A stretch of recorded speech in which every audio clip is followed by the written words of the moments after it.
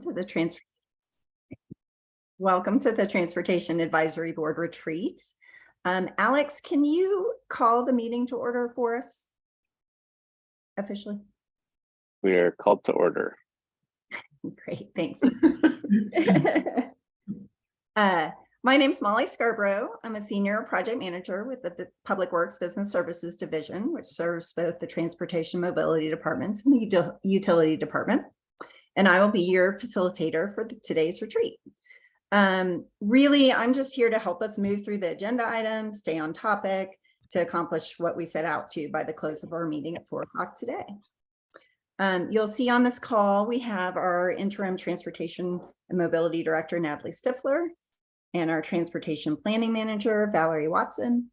And we have a few other staff who are also here just to help us accomplish this meeting today. So as a reminder, this is a public meeting. Members of the public are welcome to listen in, but we will not have public comment. The Q&A feature in Zoom is for technical troubleshooting only. So for example, if someone's trying to listen in, but you can't hear, or if you're having other technical challenges, please send a message in the Q&A, which should be at the bottom of your screen, and a staff member will message you to assist you. So with that, I'm going to pull up the agenda and share my screen. So give me just 1 moment.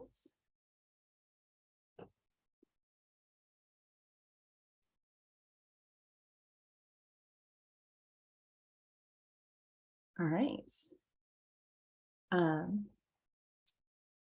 Okay, great. So today's board retreats, the objectives that we have for today is to learn and discuss how the city's racial equity tools can be used by TAB and in TAB decision making, and also to identify 2 to 3 policy areas that TAB would like to align around in its work with the City Council. So first, we'll do a quick icebreaker. After that, our equity policy advisor with CMO will join us and lead this discussion around racial equity in practice. Then we'll have a board discussion around policy areas of emphasis. We'll hear from each of you 1 policy idea for council and 1 focus area that you think is most important for the board to consider in its work.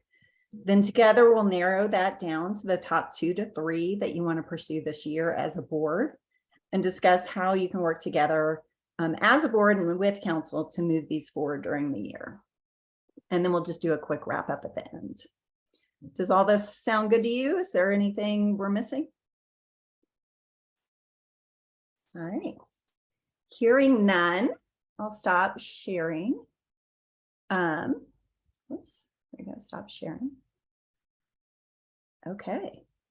And as an icebreaker, I thought we'd just go around the room, the virtual room, if you will. And I'll ask you to share with us an interesting transportation or mobility related element that you've seen during your travels.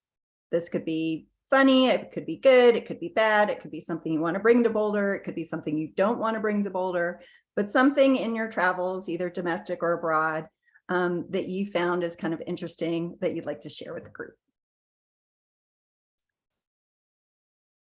If anyone's ready to jump in, please go ahead. Otherwise, I might call on someone to kind of get the ball rolling. All right. With that, how about Ryan? Can you go first? Thanks, Molly. What a fun question. So I'll just, the first thing that comes to mind is in college, I did a semester in Aarhus, which is Denmark. That's the 2nd largest city there. I did not go there because I knew it was Biketopia or anything like that, but I landed there, and when I got there, I was in this like kind of off-campus collegium, I think it was called. They're like dorms basically, but everywhere it's like protected bikeways and buses everywhere. But like most importantly, I think I was issued a bicycle. Like it was like, welcome to Denmark. Here's your bicycle. Obviously, it was with the program, so it's organized, but it reminds me of the research that I understand on when people move, when they make a life change, that is a great time to catch them and change behavior. And sure enough, like everything was new, and then I sort of like what's the word?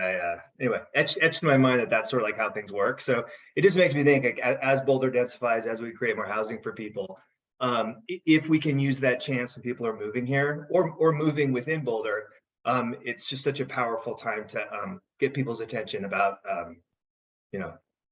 that sort of thing. Great. Thanks for sharing. Trini, how about you next? Or if you're not ready, you can pass. Okay. Sounds like you're still thinking of something. How about Becky? Sorry, can you repeat the specific question? You're asking what, just like a Yeah, feature? just is there something transportation related that was interesting that you experienced either here or abroad when you were traveling? I don't really have any lesson or takeaway from my anecdote, but I just love that there's if you ride one of the subways to its end in Manhattan, like if you don't get off at the last stop, it'll just take you through this like ghost station where it turns around that isn't functional anymore, but it's like there's just enough light that you can see it. So it's pretty cool. But yeah, so I thought that was really interesting. Oh, and I guess I had one other kind of Manhattan transportation experience I kind of keep in mind, which is I was doing some community work with a like kids group, and it was really focused on community agriculture, like nothing to do with transportation, but we took kids to this farm in Brooklyn and we took them on the ferry. Like for a lot of them, the best part was not, they didn't really care that much about the farm, but they got to take the ferry and to the farm from Manhattan to Brooklyn. And a lot of them had never been on a boat before. And which is, it was kind of neat to help them understand that they lived on an island. So anyway, I can fondly recall that experience as well. Great, thanks. Alex, how about you next? I always found funiculars to be pretty cool. I don't think we need one in Boulder, but it's a way to cover some steep grade, and it'd be difficult to walk, bike, or even build a road up. And in the meanwhile, you got usually have some pretty good scenery going up an incline. Nice.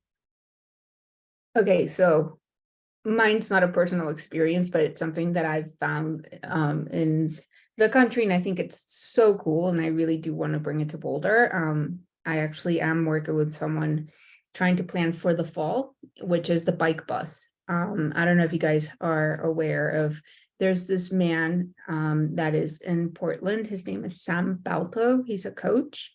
And so he started once a week organizing kids in the neighborhood, and the bus, in lieu of the yellow bus, he talked to parents and he got kids to ride with him. And so now it's become this huge thing where like neighbors that don't have kids go out and cheer the kids on as they pass the route. And I think it's super cool. And I've talked to him, and I've actually advised him to kind of put something together and really protect what he's done, because he's found the way to really get to parents to trust him and get the involvement that he has. So I think that would be really cool to bring to Boulder. Very cool. Great. Okay, I forgot to mention this earlier. My apologies. Tila did say she was going to be late. She's doing a kid drop off right now, so she will probably be another 10 minutes or so before she'll be able to join us. So I'm sorry I didn't mention that earlier. Thanks for sharing all that. I'm going to turn it over to Stu. Will you be leading the racial equity conversation today? I won't be actually. Ama Sylvia will be covering most of it, but I could launch into the portion that I was going to be delivering to you guys if you'd like that. Okay, is it related to Anna's presentation? Yes, yeah, it is. It should be able to provide a broader context, but it should be relevant. You'll provide the overview. Okay. Yeah. Okay, great. Well, why don't you introduce yourself, and then are you able to share your screen, or are you just going to talk through it? I believe so. Yep, I will be able to pull that up here in just a moment. So hi, everybody. I'm Stu LePan. I'm a senior data analyst in the IT department. And I'm here today to tell you guys a little bit more about one of the specific equity tools that the equity team developed in partnership with IT and the enterprise data team. Great. Stu, can you pause for one moment? I see Natalie Yeah. has her hand up. Natalie, did you want to say something? Well, I was just gonna suggest, but we can do either or, but I just pinged Anna Sylvia because I think she may have not planned to join until 2:15. Okay. And so I sent her a message just now to see if she could hop on early. And so if we want to wait, we can do that and see if she'll hop on that way, because she, I know, is going to provide a little bit more just high level context around racial equity, and then it might make a little bit more sense when we dive into the racial equity index as a tool in the toolbox. But yeah, I'll leave that up to you, whatever you think is best. Yeah, that sounds good. If they have a Okay. flow that we're planning to go through, we went through the icebreakers a little faster. But I think that might be. Okay. Hi, Tila. Hi. Actually, great timing. We're going to put you on the spot. I hope you don't mind. First of all, That's fine. hi, I'm Molly Scarborough. I'm helping to facilitate this meeting today. Hi. Nice to meet you.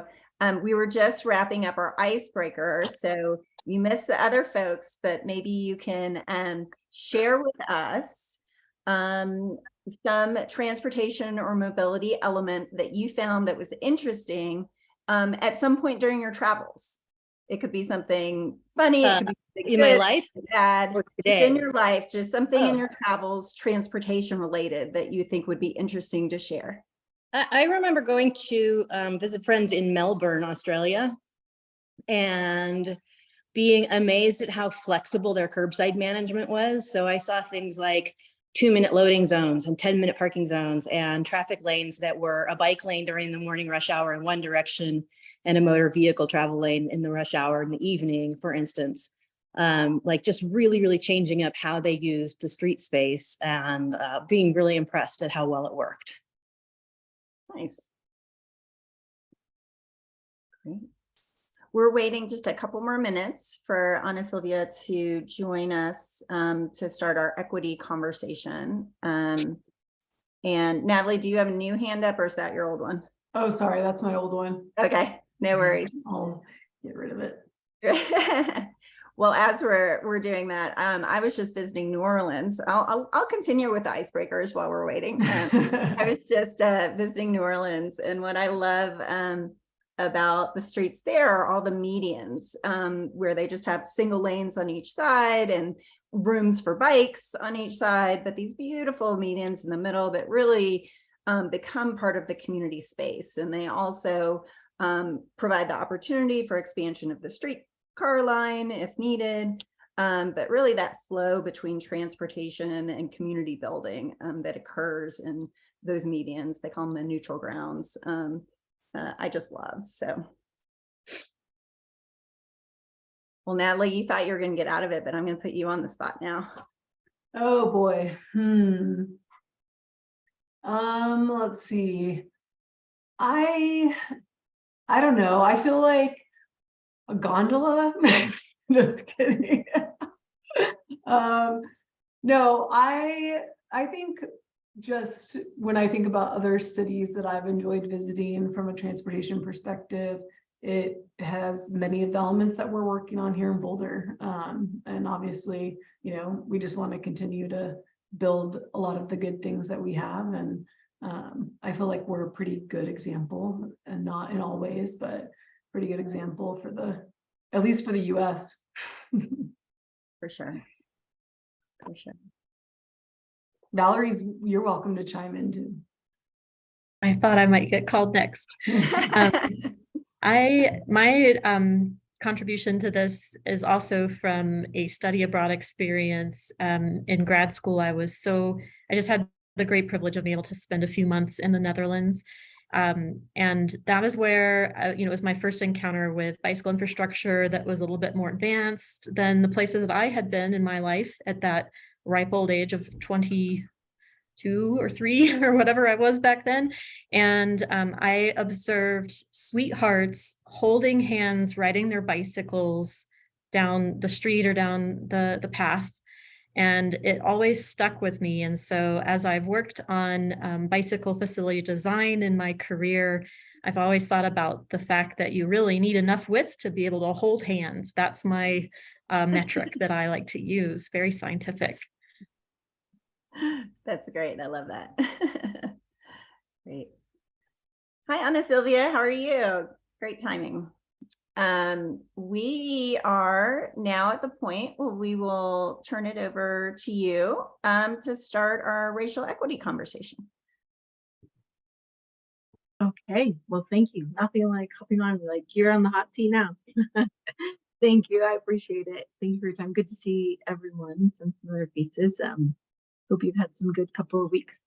Let me pull up. I think I've been able to have the ability to share my screen, so thank you. And while I'm doing that, so Ana Silvia Avendaño Curiel, Equity Policy Advisor, that's why I serve this community and my colleagues.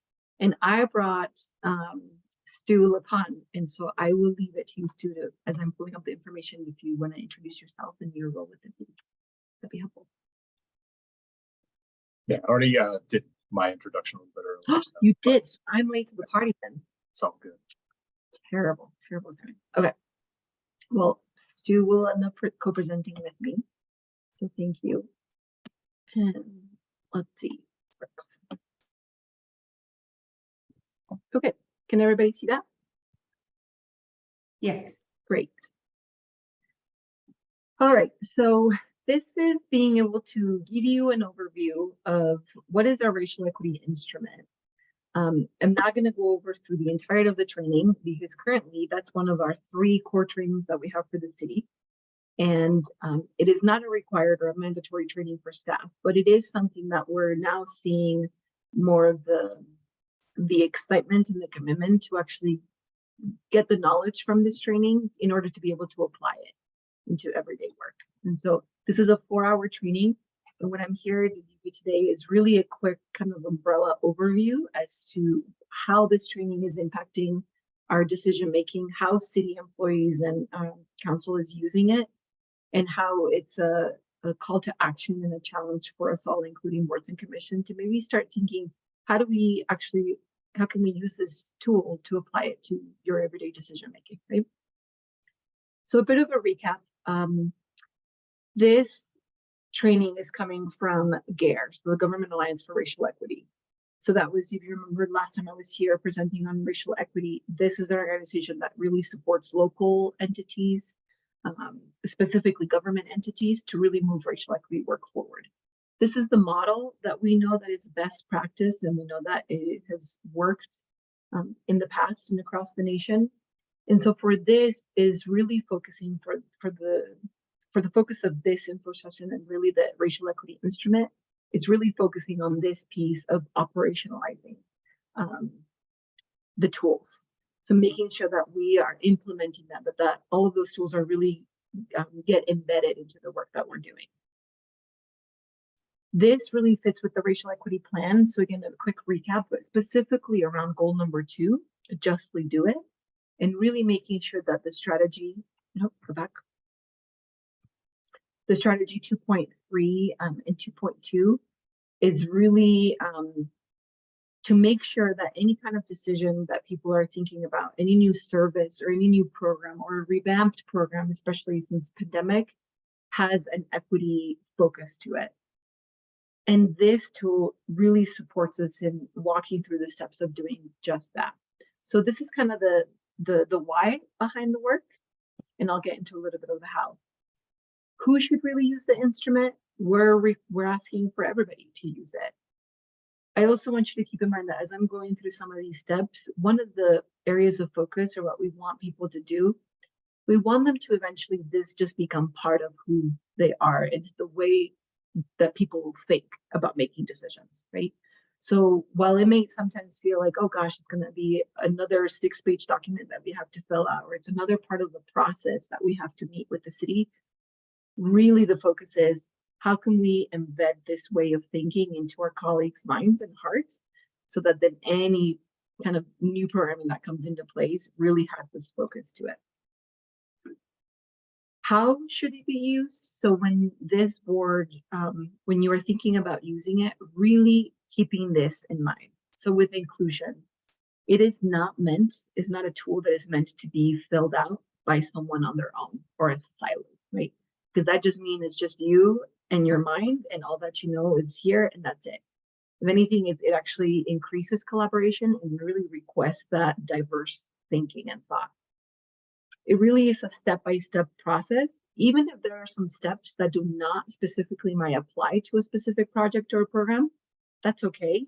We still want folks to really be thinking about it in this sort of not linear, but step 1 and step 2, because every step builds upon it.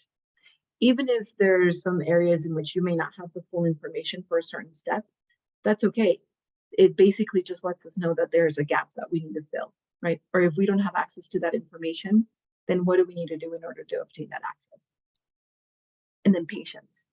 It might seem really tricky at first. It's a very theoretical type of work at first, because it can take some time to really put it into practice.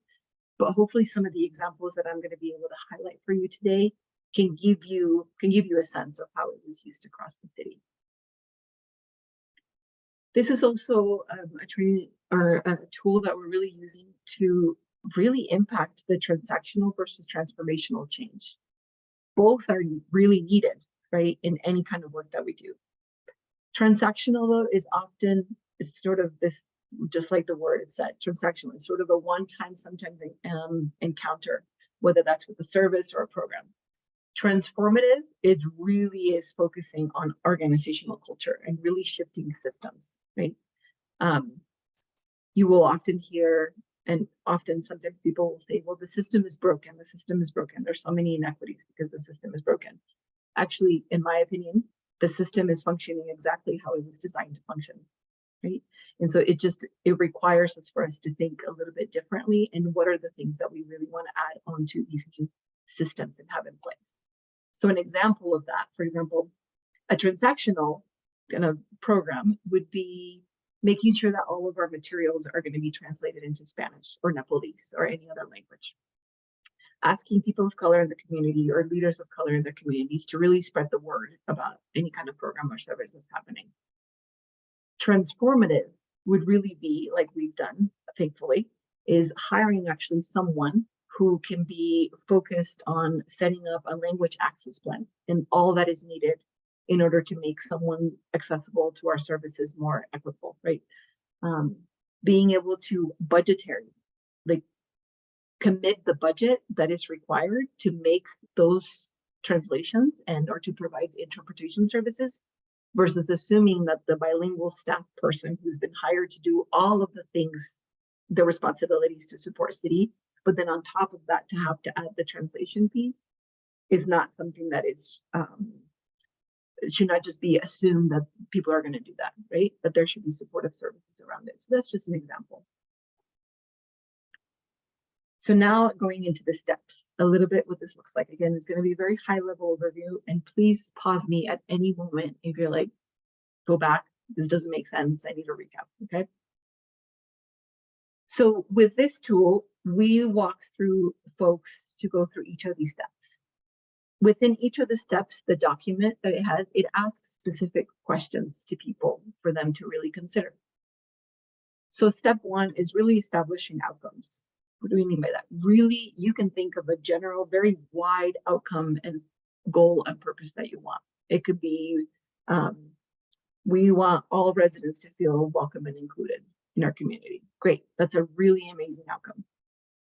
As we go through each step, then we'll get to kind of define that a little bit more. Step 2 is really collecting data. So we use this visual, and I want to ask you all, what do you understand from this map at a glance that you're seeing? What do you make of it? And if anybody knows the origins, also feel free to share it out. Any guesses? I think it was like a representation of population by these dots, and then it also, it's, if you have it in color, it's by different racial and ethnic groups. Yes. So by looking at this data, we just see a bunch of kind of grayish, it almost looks like artistic, you know, those art frames that artists make by dot to dot. It's really neat. I learned that skill in high school. No longer have the skill. I also need the pens. So we can kind of locate ourselves in this map. This right here, this corridor kind of going diagonally. This is Highway 36 going into Broadway. Up to the top right corner of the picture, this diagonal highway that's going towards Longmont. And it's exactly what Becky, what you said. Thank you for that. It is a population density of who lives in here. This is called the racial dot map, and it was created by the University of Virginia. It's no longer available. We don't longer use it. It's just an example. We don't use it to inform data or decisions because it was based out of the 2010 census. And 2020 census was just, it wasn't feasible financially for this team to put it together. But when we click on the dots, exactly like Becky, you were referencing, is for every dot represents one person. In this map specifically, so, and you can look at this, or you used to be able to look at this, you could narrow down into every city across the state, across the nation. And so when we narrow down to Boulder, dots that are in blue are people who identify as white. Dots that are in yellow are people who identify as Latino or Hispanic. Red is people who identify as Asian. Green is people who identify as Black or African American. And I believe that's it. And so once we can put some color into this, this data tells us is that before in the gray, we could see pockets of density, right, of population. By adding color to it, it adds a whole nother layer of information that we can really see. So for example, where you see a lot of the yellow dots up here by, this is 4500, this is Boulder Meadows area. Down here, this is Valmont Road, right around 30th Street. This is San Juan del Centro in the other mobile home community. Out east, we have San Lázaro community. Any guesses on this red area? What might that be?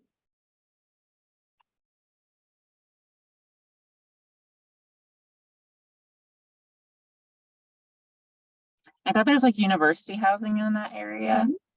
Yep. So this is people in red is people who identify as Asian. And so it's housing density on folks who come here to study, to do their postgraduate studies, right? And so this can really inform. Sometimes we learned as a city, especially a couple of years ago, that we had a huge gap in data, just in how we were collecting it. We often would not collect demographics. Only certain programs were collecting demographics or income information, for example, or location of services. And so that was a huge effort, and being able to bring Stu here was amazing because he has been able, as he'll go into a little bit later, just being able to kind of extract and figure out where are all of those data pieces of information that as city employees could be really beneficial for us to know. Who owns those data? Where are they located? Where are they saved? Is it on the OneDrive of people, or is it in a whole SharePoint that people can have access to, right? And so being able to collect data is really important because often we want to make sure that both exist, the quantitative piece to it, but also the qualitative piece. You might have heard about the Community Connectors and Residents program, or just the Community Connectors program. That really brings in the qualitative data aspect to in informing some of the decisions that we've taken here at the city. And so both are important. It's okay if you notice that you have more information of one or the other, but just being aware of kind of that dynamic of your data points. Step number 3 really goes through questions to determine benefit and burden. Really figuring out, okay, what are the things that we can really see at the top? Great, we can address those. But what about the underlying things that we cannot see, right?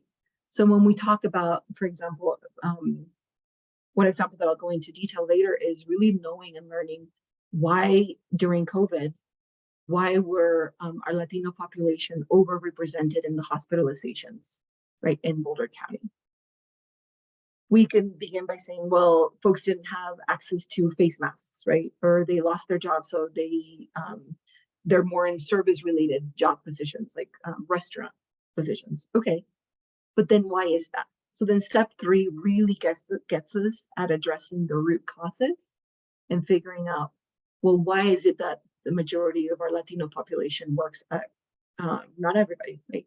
But the majority works on service oriented positions. Why is it that they were predominantly overrepresented in the hospitalizations, right? Was it because they didn't have access to healthcare or the vaccines, or was it misinformation, right? Or mistrust in government and the public system? All of that can exist. What is really important on this step is that we're asking the question to get at the root cause, because ultimately the focus of this instrument is to address those root causes, so that when we're envisioning a new system 5, 10, 20 years from now, we are not exacerbating even more when we get to that place. Does that make sense? Strategy, or step number 4, is really developing strategies.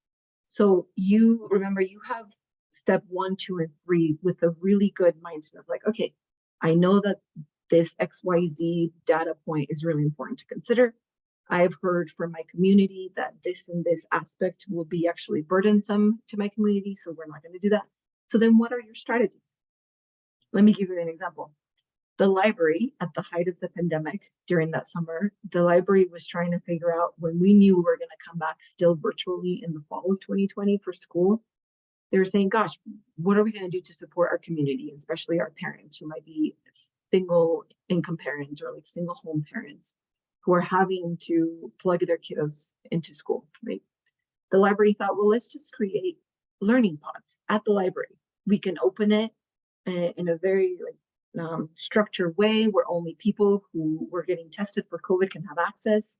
We can have learning pods of 4 hours where kids can just get dropped off and get signed on, get support for their schooling, get plugged in, et cetera, et cetera. Great, they developed this whole strategy and plan. They came to community connectors and residents to present this plan and say, hey, what do you think about this? We're thinking about creating this initiative. Once community connectors and the people who were really going to benefit from this started asking the questions like, can you administer medication to my child in that 4 hours because they're going to need it? Well, no, because we run into childcare licensing. Okay. Can they be for longer? Can they be at the learning pods for longer than 4 hours? Because I'm working at a restaurant and I cannot leave my shift, come pick them up, drop them off back home, and then come back to work, right? Well, no, we can't do that because of childcare licensing. Okay, what about my oldest child who's in middle school? Can they help the elementary school age kid? Well, no, because we have them in different schools. So throughout all these questions that they were really asking, our community members ended up saying, you know what, thank you, but no thank you. That's actually going to create a way more of a burden on us versus providing a benefit. And so then the beauty of this is that the library incredible team was able to be like, okay, then scratch that plan. What do you need?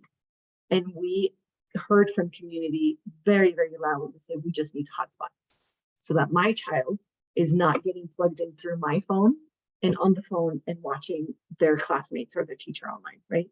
I need the hotspot so that I'm not racking up my data and that I can actually pay my water bill versus paying my cell phone bill. And that's like $200. And so that's what the city did. Ended up switching, bought like 50 or more hotspots or 150 hotspots with the monthly service fee provided so that kids could really get plugged into school. So why I give you that example, because you could get as far as step 4 and be like, okay, I think we can, as a board, we can offer staff or we can offer direction to staff on what to do next. But if you're learning that actually is going to be worse or it's not going to create the impact that you were hoping to get based on your outcome that you wanted, it's okay to just sort of scratch it out, right? And to not be married to something and to hold it so tightly and they're like, no, we have to follow through this process. Not at all. That's why this exists and how it's been really incredibly beneficial for city staff. Step 5 is really implementation and evaluation. So whatever strategy, once you've gone through and you say, okay, we've gotten the feedback, we think this is going to be really helpful, can this work? Really making sure that through your implementation and evaluation, you're tracking, how is this actually impacting communities of color, right?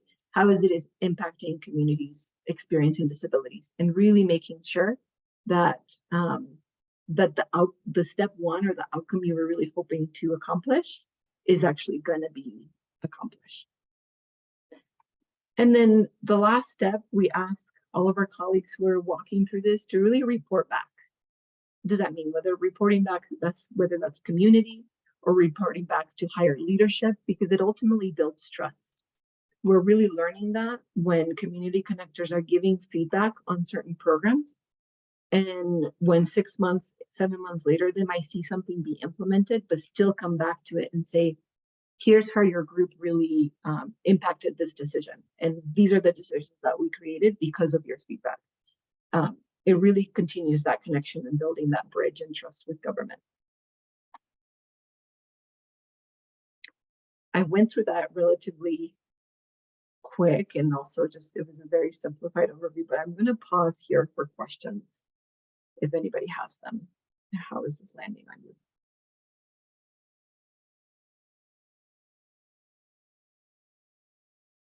I'll ask a question. Yeah. Okay.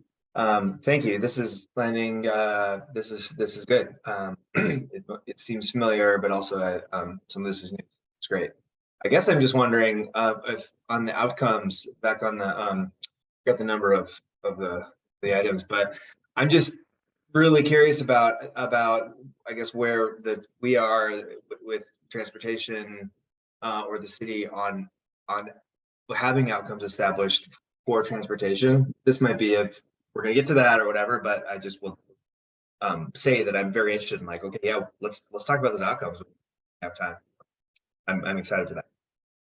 Yeah, that's a really good question. I don't know if that's a question for you, Val, or Natalie, or Meredith. Yeah, I'm happy to speak to that.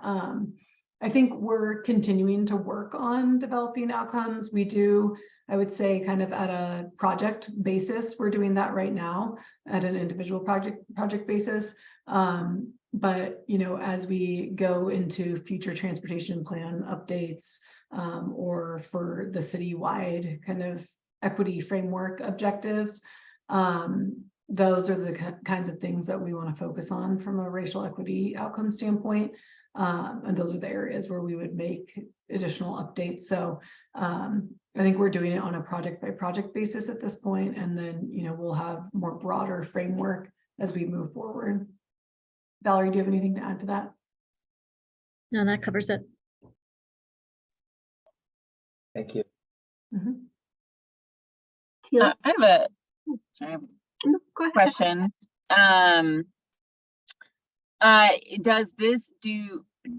Is this tied into the council policy making process?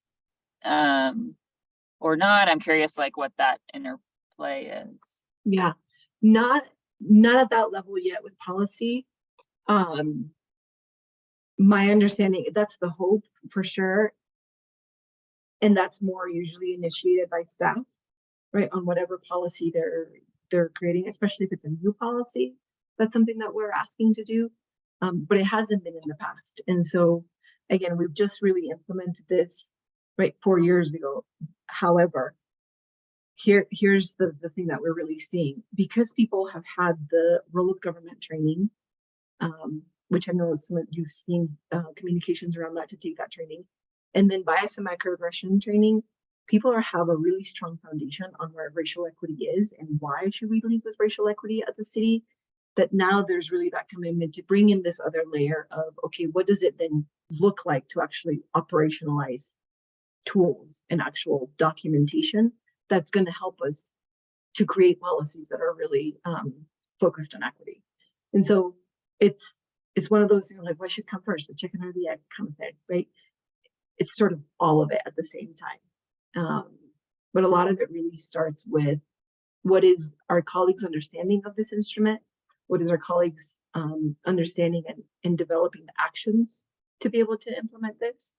And sort of we're at that pivot point. This year is the first year we're starting to offer this training on a monthly basis, because there wasn't the traction yet that we were seeing.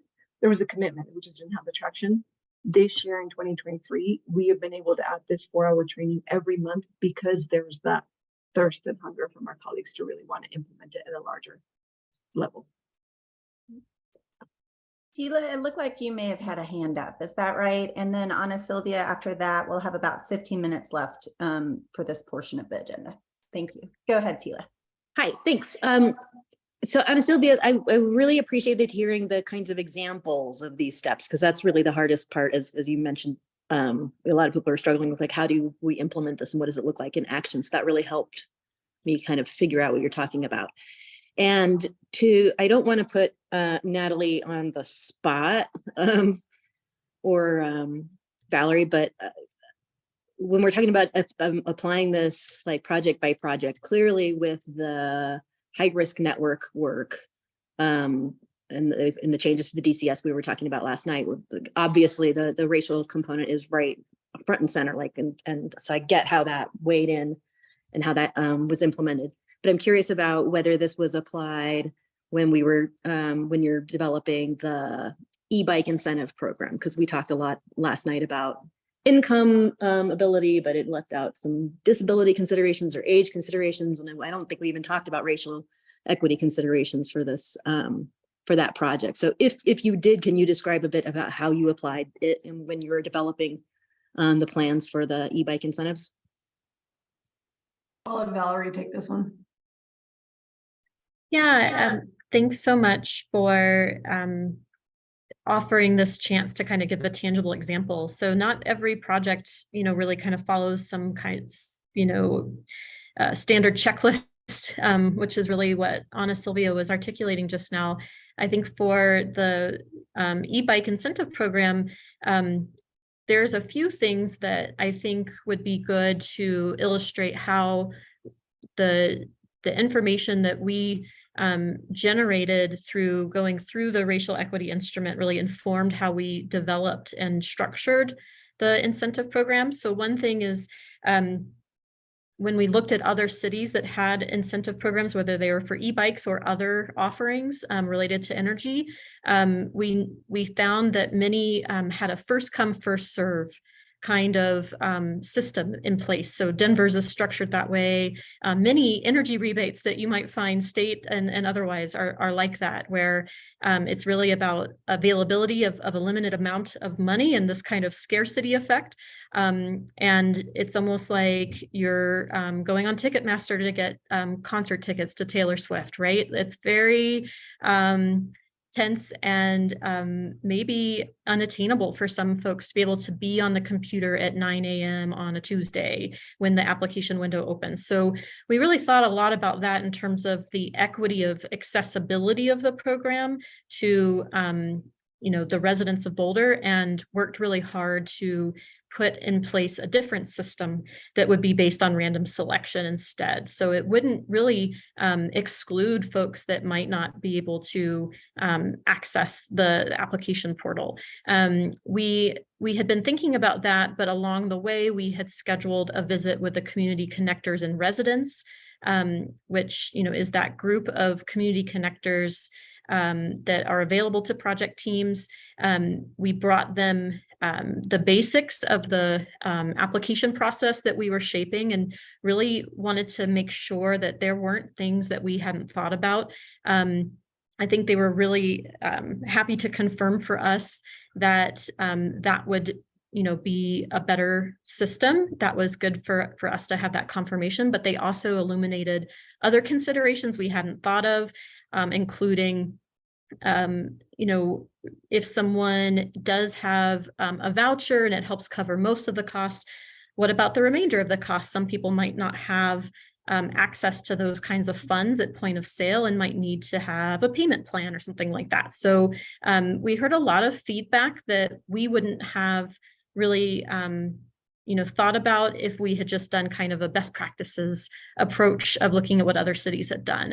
And that feedback was really invaluable. And I think it's a good illustration of how we can go through the steps of the racial equity instrument, but we have these other tools and resources at the city that give us even more insight into the lived experience of Boulder residents, that help us fine tune and our strategies as we go. So if you're looking at this screen and you're thinking about the steps, we really were able to benefit from the community connectors and residents around that step 4 of program development.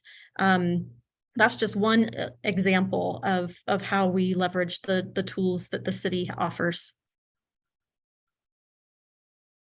Okay, thank you. That was, very interesting. Thanks. I will turn it over to you, Stu, for this next section. And then close it up.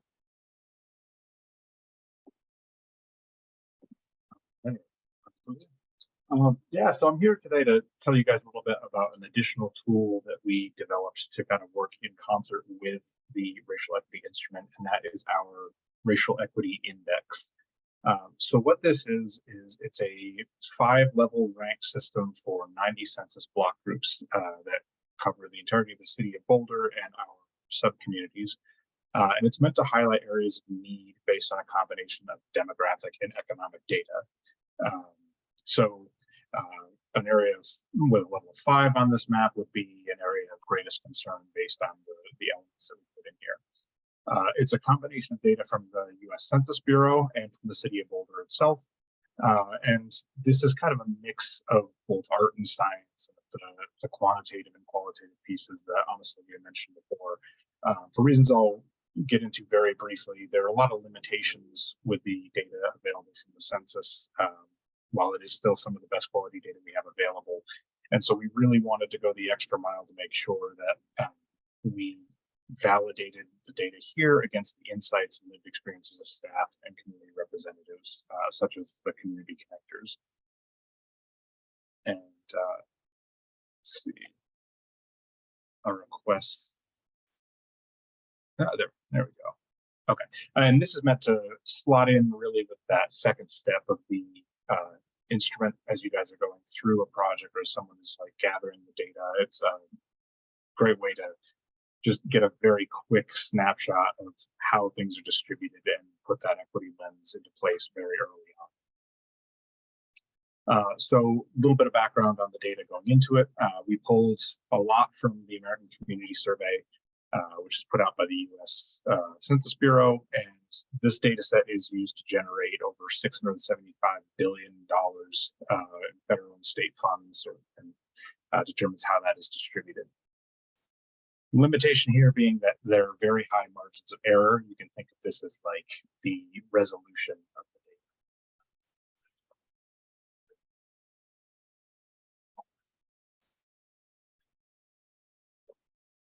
Stu, you seem to be cutting out a little bit for me. I don't know if anyone else is saying some nods.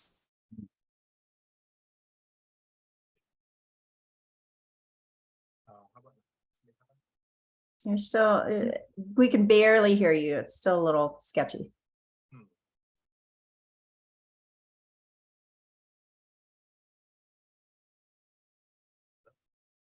Yeah, it seems like it's more audio than like connection, potentially your headset or something.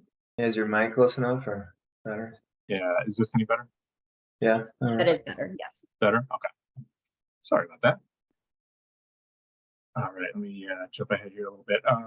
Essentially, the takeaway here with the American Community Survey is that it's got a lot of great data, but there are some limitations to it, and we didn't want to rely on that exclusively. So we combined the data from the ACS with data collected by Housing Services and their various aid programs for the community. This gave us point data, which we felt would be valuable given that Black, Indigenous, and people of color are disproportionately represented across these programs. And our hope was that in combining these two sources of data, we would be able to move past the limitations of each individual data set to get at a picture that is more reflective of the actual lived reality of people within the city. So the individual elements that go into the index, first and foremost, we have the percent of the block group population that are BIPOC. And we double weighted this within the index for a variety of reasons. The main reason being that it would help to offset the sort of systematic undercounting of small groups that can occur with the ACS data collection. And we also wanted it to better balance the economic variables because we had 3 of those that made their way into the index. It's also reflective of the city's race forward approach to pursuing equity, and this sat really well with all the focus groups who brought this in front of. We combined that with the median income of a block group, the percent of the block group population below poverty, and the percent of the population enrolled in HHS aid programs. So in order to use this tool, it's available a number of different ways. We have it available as a web map. We will be making it publicly available later this year. Right now, it's intended to be used with additional data layers to inform decisions for city staff. Really, very much at those initial stages of the planning process, but we're not very prescriptive about its use. So we've already seen some very creative applications of it that are incredibly promising. But at its core, it's just meant to draw attention to areas of potential need during those stages, not to supersede project-specific indicators.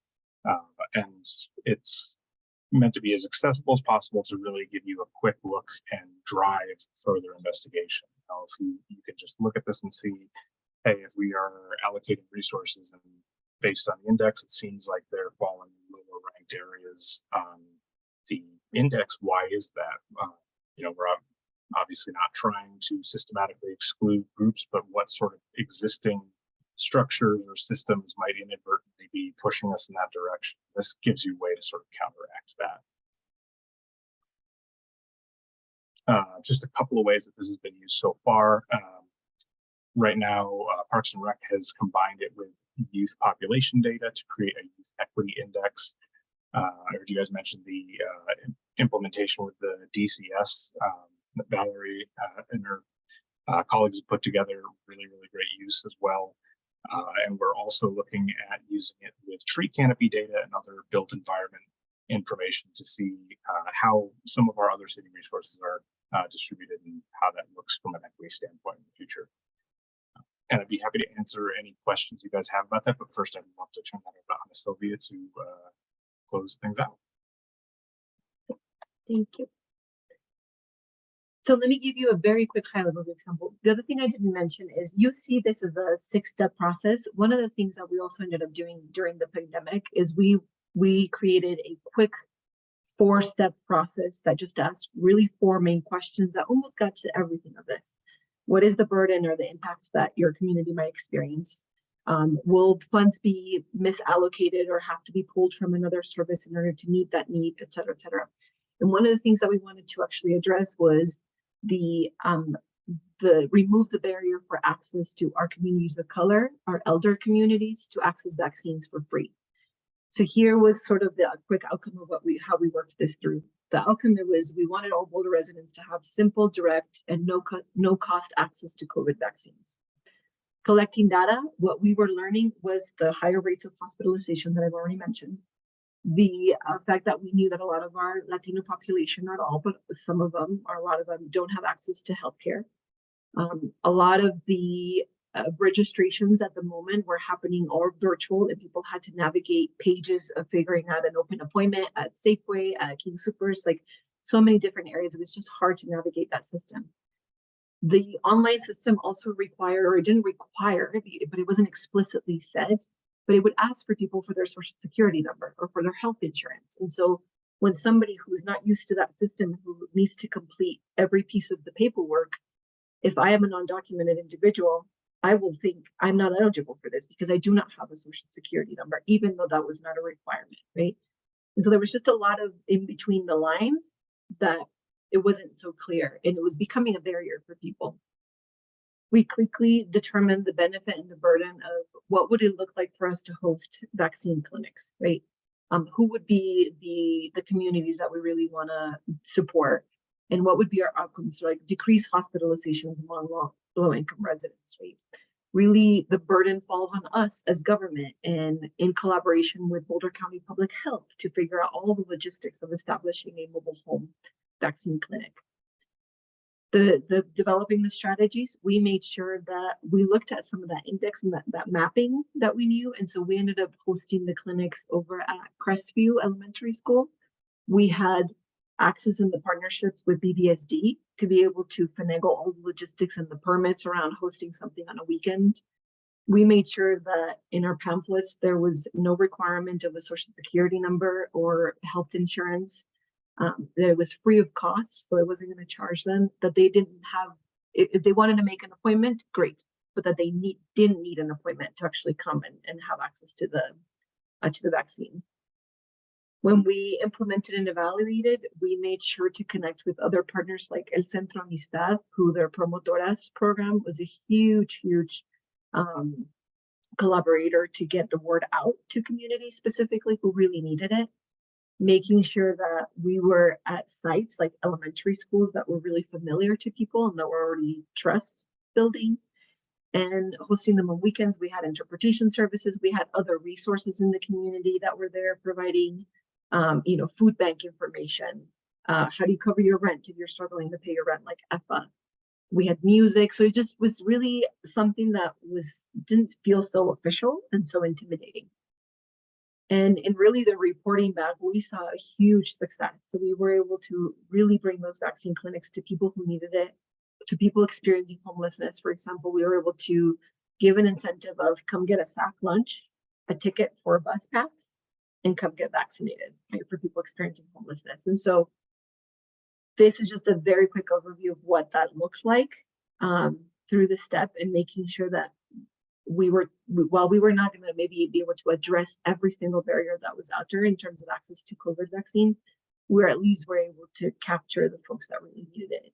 And so this was just this is an example of the actual flyer that we printed out and we delivered door to door to people, including our connectors that helped us spread the word, where information was just clear, the location, the type of vaccine, that it was 100% free, no appointment or no other ID or anything like that required.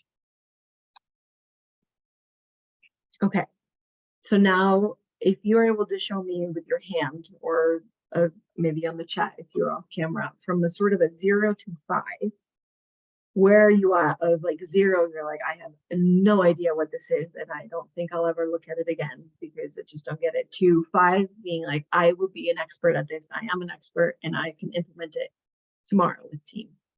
Where are you at in that spectrum? 2, 4, 3, great. Becky, 4. 3. Okay. So it's helpful. So thank you so much. You certainly, this is not meant for you to just do it on your own either, right? You have staff here that's supporting you.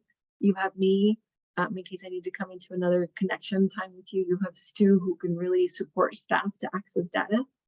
And really ultimately is just to make sure that we're doing our part as leaders and decision makers, to make sure that the programs and services we're really thinking about, we are including everyone as much as possible.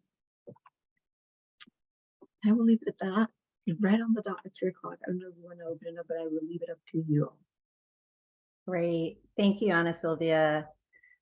We are at time, but if there are any burning questions for Ana Silvia or Stu before we move on to the next agenda item, we can take those, and otherwise we'll move on. And as Ana Silvia said, you have staff you can always reach out to get more information or get questions answered later as well. Any burning questions?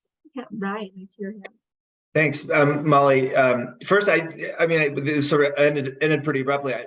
We had to at least say thank you, Stu and Ana Silvia. This is really great, and the mapping and the quantitative that work. It's so important. And I know it's kind of early days, but like California has their Calvirus screen that they've had for years, and it's become just sort of like it's built on itself, and it's gotten bigger and bigger, and it's become a really big way to figure out how to make investments. And I felt that when I started TAB that we were missing something like that, and so it's great to see. I'm really grateful for your work. I guess my question is, I think I've asked this before, but the question is, my impression is that right now, I mean, I guess Natalie sort of said that the focus of the use, the consideration of the racial index, equity index, and the tool is on projects. I would love us to get to a consideration of what is our understanding of the status quo? Because we know that nationally, cost burden in terms of financial cost, time cost, and other costs with transportation and its related housing component is hugely inequitable and disproportionately so with communities of color. And I'm just really eager to get that back to council, to our political decision makers, and help them understand the things we need to do to make changes with respect to how does the status quo look. So I know it's a massive question, and maybe it just goes to the next TMP or whatever version of the next TMP process we have. But I just would put that out there and wonder if there's any thoughts on that. Thanks. Thank you so much for that. First, thank you for the gratitude. It's been a lot of work, but it's very intentional work, and that's something that working, collaborating with students, I'm very honored and very proud to be a part of. The other thing with that is an amazing question, and I would support you 100%. One thing that we've noticed is this is the first presentation that I'm doing around racial equity instrument for a board commission. So you are way ahead of the game. And I'm so grateful for you. I'm so grateful for your leaders in this meeting, because that's a commitment from your leaders, right, who direct this board to say, yeah, this is a priority for us. One of the things that really shifted that internally for city staff was having that foundation of role of government training. And so that is a beginning of being able to then implement these tools and embed them at just a deeper level versus just letting them be up to just whatever board member or leader to decide to bring this to you as a board, right? Or like across other departments. And so, but this is the work. This is the work that is worth it. And it can take some time to get there, but I really believe is valuable and that we'll eventually get there. Yeah, I'll just add, I think it does, like, as Ana Silvia said, like, it just takes time, right? And so I think I'm super proud of the Transportation and Mobility Department, because staff like Valerie have done a lot of work to make sure that we're incorporating this work into the projects that we're doing. And I think we're kind of ahead of the curve when you look at the entire organization. A lot of the departments are doing really great work, but we're probably at least, in the top 3 to 5 departments that are, really continually trying to make sure that it's a priority in the work that we're doing, because it does, it adds time and resources needed for projects. And so sometimes those are hard trade-off conversations that departments have about, well, they've just got to keep moving on a project. And so I'm proud of the work that we're doing as a department, and also it does just take time and resources. And so to be able to embed it to further past projects, but into programs and policies and everything we're doing as an entire organization, we're going to get there, but it's just a long road. So I think Ana Silvia has like a slide about that or something. So yeah, I just wanted to echo that. And I think it also requires other decision makers, right? Like transportation is not just you or this body, it's the state and it's RTD and it's other entities that are not where we are yet, but that's the influence that then some of our leaders can really have. So it's not just all on you. I also want you to know that you don't have to hold the weight of the world. I appreciate it, because then you're holding it with me and with Natalie and everyone else. But yeah, so I will let you delete the rest of your meeting. Thank you so much. Really appreciate your time. You're doing Thank good you work. so much. Thank you. Yeah, really appreciate it. Have a good afternoon. Hey. Thanks, everyone. We will move to our next agenda item, which is discussion of policy areas of emphasis. And so what I'd like you to do, well, first of all, is everyone have access to a computer right now? Do all TAB board members have access to a computer right now? Yes. Alex, I can't see you, so I'm just on my phone, so no. So no. Okay. So that might change how we do things a little bit, which is fine. What I'm going to do is share my screen. I think some of you may have gotten an email from Meredith earlier with a link to this mural board. Sorry, now let me move you guys off of there. There you go. And so I will share my screen with this. This is just a way to kind of whiteboard as we discuss. What I'll do, because not everyone has access to computer, is as we're going through the discussion, I'm going to be adding these Post-it notes kind of as you're raising different ideas, and just kind of quickly putting the quick sort of statement of what those of what that discussion is, and putting it on the board. So those of you who have access to the computer, you can kind of look at it and move around as well, just to orient you a little bit. If you just put your cursor anywhere in a blank area and hold it down, then you can move the board around to an area where you can find it. You can use your mouse roller to zoom in and out, or over here on the lower right, you see also a plus and a minus where you can zoom in and out. For purposes today, I think I'll probably be the one primarily kind of putting some ideas down. Although if most people have some, then maybe we can do a little sort of combo where, Alex, you give me some things to put on there and others are doing it on their own. And so what we'll do first, and so again, sort of orientation for those of you who are in it, you can, over here on the left, you'll see a row of icons. We're really just using the top one, which is sticky notes. And you click on that, and then you see a bunch of sticky notes, and you can just take it and pull it over. So you can just pull a sticky note over like that. You click on it, you see the cursor, and you can type within that. If for some reason you're not able to type, then just click the text format and then try again. So, and then you can, we can move these around. So what I'd like you to do, oh, I see Trini is testing us already with some purple Post-its. Thank you. Hi. Perfect. So Trini, I am going to delete your test, but I am glad that you're experimenting, which is great. What I thought we could do first is let's just take a few moments, and I want each of you to take a yellow sticky note. So Trini, I'm going to delete your purple one real quick.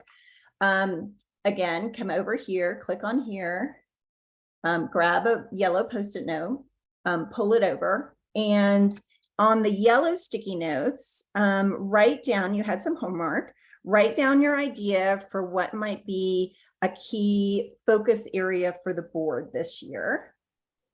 And then I'm not getting how to get a sticky note. I just keep moving the whole pad. Yes, so over on the left, do you see a row of icons in that black row of icons? Yeah. Click on sticky note, and then you should see how they're icons. So what does sticky note look like? Oh, I'm sorry, just the very top one. Thank you. Top icon. Okay, thank you. All right. Thank you. That's an important part. Yes. Click on the top icon, and then just hold one of the yellow sticky notes and just bring it over, and I'll just bring some over. Someone can use my test as well. And in the yellow sticky notes, write down your idea for a key focus area for the board this year.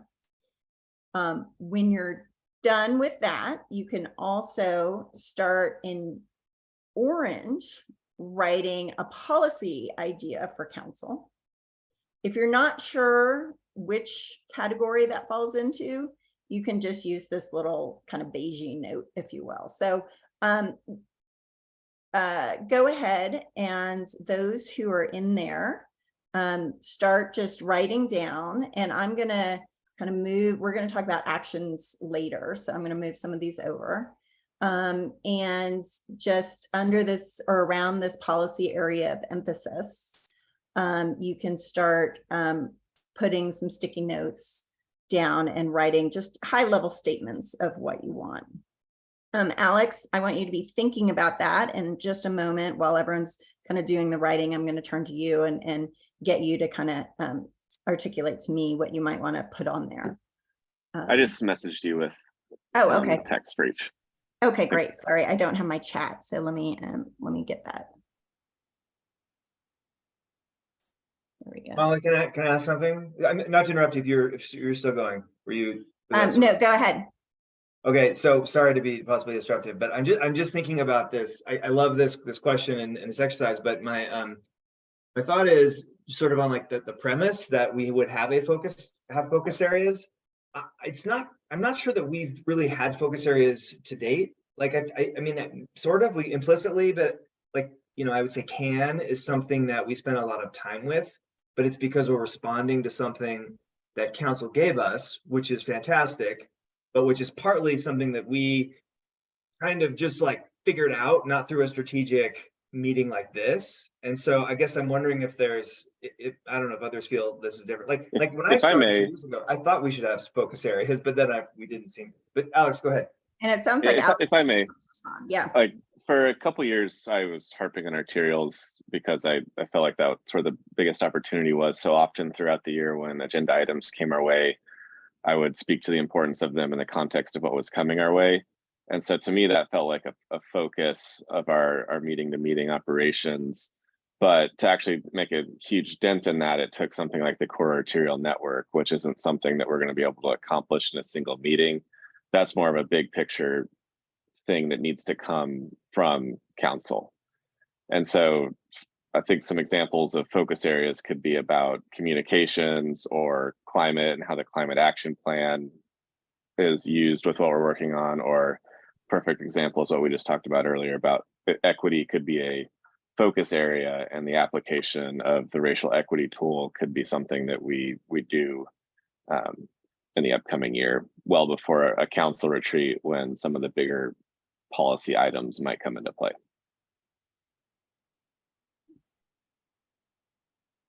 Does that make sense? Is that something that do we want more conversation around it, or do we want to continue with this kind of exercise at this point? What do you think? I have a question. Yes, Tila. So I went back this morning and looked at our instructions for, preparing for this section. And then at the end, it said, you're not, council has already identified its policies for the year, and that's how it's informing staff's work plan, and you're not going to add anything to staff's work plan. So what am I doing here? If I have a policy idea for council, what does that mean? I'm just so lost. Mm-hmm. And that Alex, do you want to answer that as well?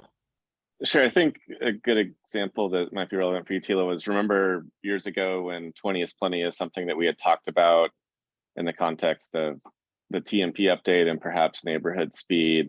And that wasn't something that could just happen quickly. That was something that took council council direction to get it into the staff work plan and to ensure that staff had the resources to commence that endeavor, trying to figure out how and if 20 is plenty was going to come to be or not. Mm-hmm. So I know I'm really dense about this, and this is my absolute favorite thing to do for TAB. So was that what you just described? Is that a policy idea for council, or is it a focus area, or how would you categorize? If I had to do a sticky on the situation you just described, I think that would be a policy. Policy would be adopt 20 is plenty. Yeah, talking about that meeting in and meeting out wouldn't probably lead to that happening as effectively as it would as bringing that to council and the board making the case that this is a really important thing to do. And then the policy direction that council could provide would then fit into the staff work plan. The thinking for this prompt was in years past, I think the board has identified things that we would like to see happen, but staff's resources are understandably very tied, and the direction doesn't need to come from us. We're merely here to advise city manager and council. Mm-hmm. And so the biggest opportunity that might be before us is when the new council is seated in November, and then they have their retreat in early next year, and they'll set out the 2-year work plan. And that will be the next opportunity to get something big like CAN or something like 20 is Plenty done. Okay, but it's not like CAN's gonna be done by then. I hesitate to add something new, a new squirrel for them to get distracted by, because I'd really like them to hang on to CAN. Yeah, and so that's where, if in that case, I mean, spoiler, my policy is about ways to further support CAN. Right. I think there are probably plenty of things that we could do in other areas of the department outside of the capital project or corridor study type stuff. There are plenty of policy and program areas that would not detract from the ongoing CAN efforts. Okay, thank you. Becky has very patiently had her hand up. Becky? Yeah, I kind of just echoing what Alex is saying. I think it's not necessarily speaking to the current council. It's thinking about how we're talking to the next council and giving us sort of a head start. And because those are people who are going to run in a few months, and there's going to be turnover, it's going to be a different council. And if we can be prepared with what we want to talk to those folks about, like well in advance of their retreat, because they just come in and then they get thrown in so quickly, if we can kind of be ready to have that conversation early, then I think that's how we can be most effective. So that's the sort of advantage of thinking about it now, even though it's not going to be added to the plate of the current council this year. Mm-hmm.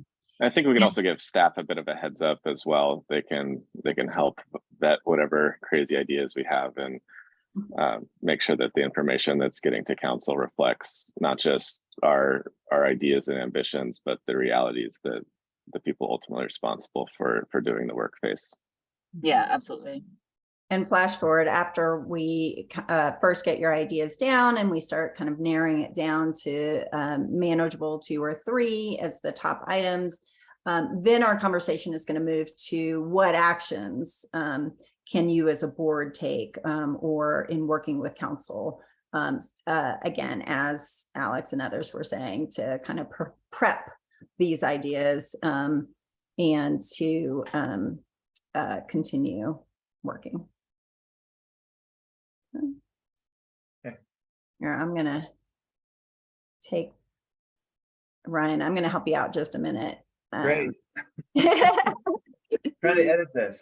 Yeah, I think somehow you ended up in like a text box instead. So let me take that. Hit paste. Yeah, let me.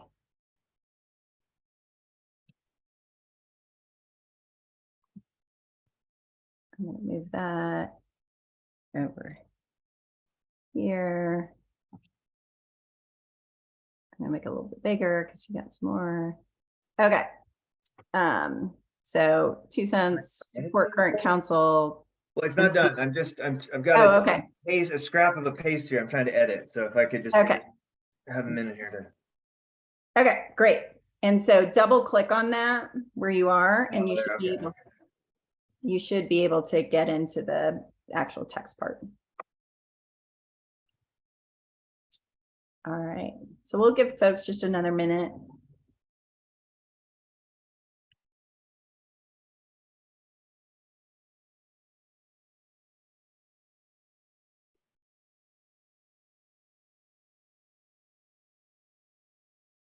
I have a question. Is it just one idea or can we share multiple? So we'd like to kind of hear, what is your top idea for kind of a focus area for board or policy idea for council?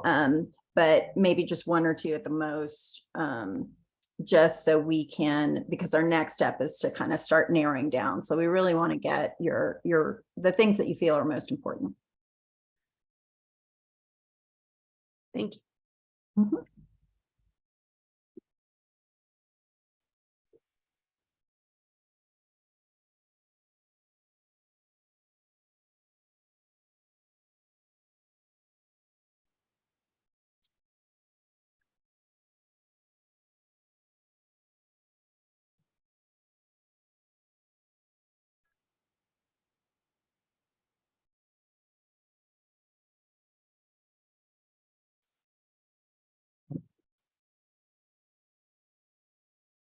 All right.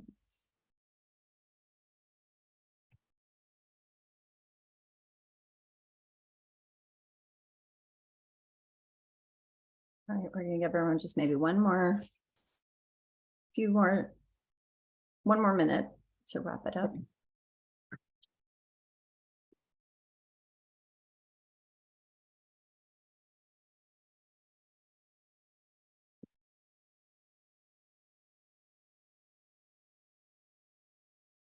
All right. Okay.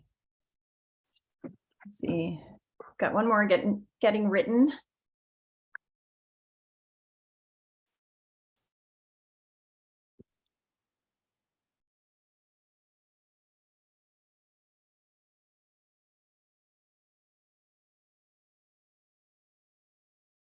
Okay, so I'm going to let you guys kind of finish wrapping up.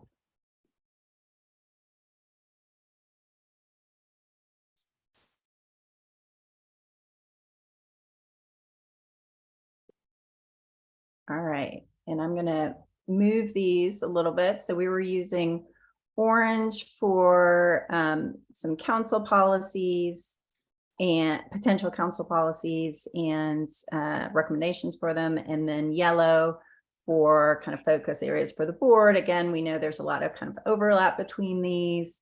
We've got a couple of colors that were unclear. So supporting current council policies, and I think probably is more of a council policy. So I'm going to change this to orange, if that's okay, Ryan, to fit with the council policy colors. And hold on, sorry, I'm having. And the idea is to kind of coalesce around ultimately 2 or 3 threads to help organize your deliberations and your recommendations to council, and, you know, on whatever, you know, that you have some influence over. And so that's why we're kind of limiting it to a few for the conversation. Okay, and so I think this is probably more of a board. So I'm going to review these quickly.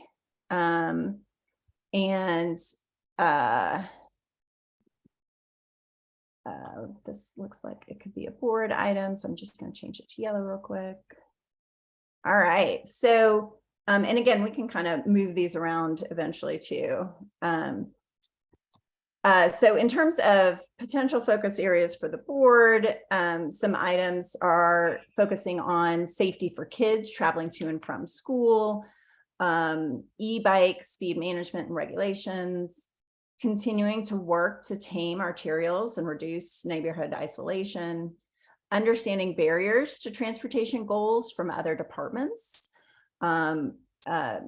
noting community vitality and planning as potential to consider, getting the most out of capital project opportunities, as Alex mentioned, I think particularly as they're related to CAN, developing recommendations for the next council 2-year work plan in time and in a way to have it for it to have a real impact, and providing an assessment to council on how the current transportation system is performing vis-a-vis racial equity.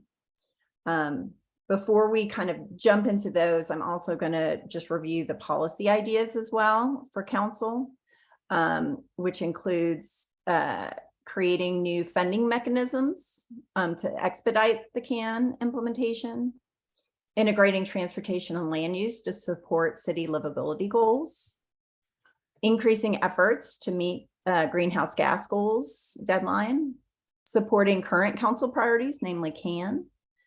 Again, sort of focusing on that kids safety zones for kids traveling to and from schools, eliminating off-street parking mandates, and facilitating resources to our first responders.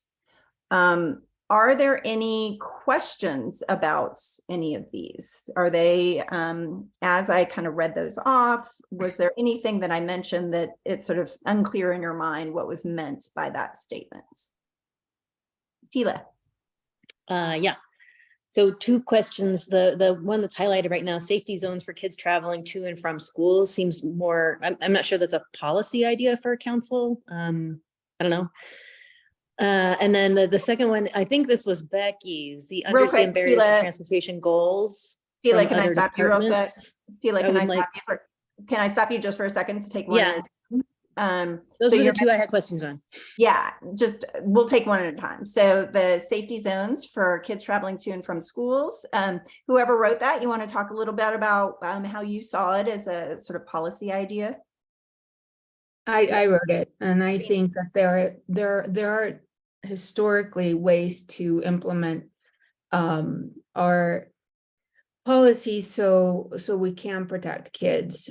City council can get involved and just delineate certain zones, in conjunctions with BVSD. But I think that there is an opportunity there for city council to get involved and jump in. There's been a lot of conflict right now with Boulder High School specifically. I don't know if you're aware of all that conversation, Tila, but I think that there's a good opportunity to make sure that the kids are safe and that city council can, I don't know, form something in that arena to make sure the kids are safe. Great, thank you. And Tila, the second one you wanted a little clarification on? Yeah, I think it was Becky who did the understanding barriers to transportation goals from other departments. Can you help me fill that out in my mind? Yeah, and this might just be information gathering, but I guess I think of sort of the 3 biggest, to me, like biggest struggles in the past year, like project wise, or at least, I don't know, most difficult to resolve issues that came across Tab's plate in some form, were like the Grandview situation, West Pearl, and North Broadway. And in each of those, the answer, as I understood it, was always that there's some barrier outside of transportation that's why we can't do XYZ. And it wasn't funding. It was just like, I mean, funding in some way, but that wasn't the main barrier. It was like there were other procedural barriers, like North Broadway, we can't make it safer by changing the parking allocation because there's some processes. And I'm actually in conversation with the legal department and have a meeting set up with planning to try to really figure out what the barrier is.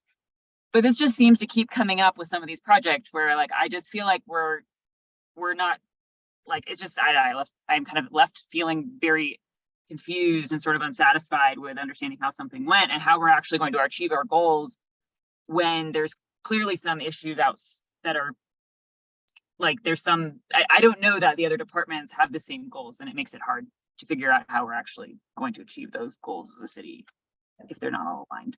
Okay, thank you. That's kind of what I was hoping we were thinking. But I just wanted to make sure I understood sort of just the shorthand version that had to fit on the sticky note. So cool. Great. Any other questions about what's on the sticky notes before we move on? Alex? I would just note that the sticky note development recommendations for the next council, that's sort of the intent of the orange sticky notes below. And so I think that's almost like a default focus area for us because that's what we're going to be talking about next. Got it. But then what is the yellow? The yellow is policies that do not affect, like, do we do not? No, they're affect the council? just, they're focus areas for the board specifically to work on.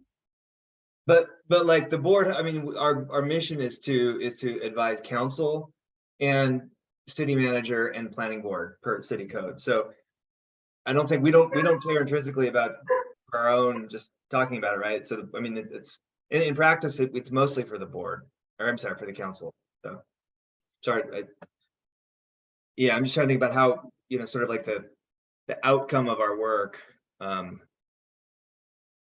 And understanding the color coding there in that respect. Anyway, maybe it's just me. I'll keep processing. Thank you. That's okay. Yeah, and I think it is a kind of fine line between the two. Well, that does roll us into kind of the next portion of this. I as a facilitator, secretly hope that there would be a little bit more overlap between all of the different ones so that we could kind of easily, you know, show some affinities and kind of group them together and miraculously just come up with 2 or 3. But it looks like we're going to have a little more conversation around it. And I think the first conversation is around that top 2 or 3 is kind of an arbitrary number, to be honest. But it really is thinking about, you know, how you can, as a board as a whole, instead of as individuals, but as a collective board, are there things that you can work on collectively to further certain issues, or that can have a common theme as you're deliberating different things along the way. It's not that you can't have an effect on all of these, but I think as a board, it would be hard and your efforts would be kind of spread out if all of these kind of were your items to move forward. So with that, first, you know, do we kind of have agreement that we are trying to kind of narrow down a little bit so that there is a more unified focus, both in your recommendations to the board and recommendations to council and this board? I'm seeing some nods. Yes. Okay. So with that, I think what I'd like to do, we'll do 2 strategies here. One is in addition to the one or two that you put on, I'd like everyone to go over again to the little bar on the left. There's this funny little llama icon. I don't know why it's a llama. When you click on that, you have these little thumbs up and thumbs down. And I'm just going to be pulling some over here as well. So you can just grab some of the ones that I'm pulling over. And I'd like everyone to take 3 little thumbs up. Well, maybe 4, because you each put 2 up here. So 4 little thumbs up, and put them on 4 stickies for the ones that you think are most important. I would assume that the one that you put up is probably one of the ones that you would put your thumbs up on. And then, you know, 2 more. And so this will be kind of our first round of just kind of getting a sense of where are you guys aligning the most? 4 total among the 4, each of you get 4 thumbs up to put on 4 different stickies. Okay, Yep. thank you. Yep. And that way we'll get to see which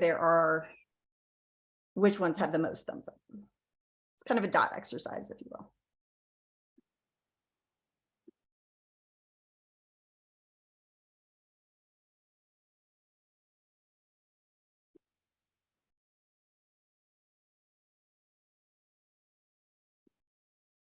And I've lost track of my thumbs up, so I'm using the honor system here for each of you to only use 4 thumbs up.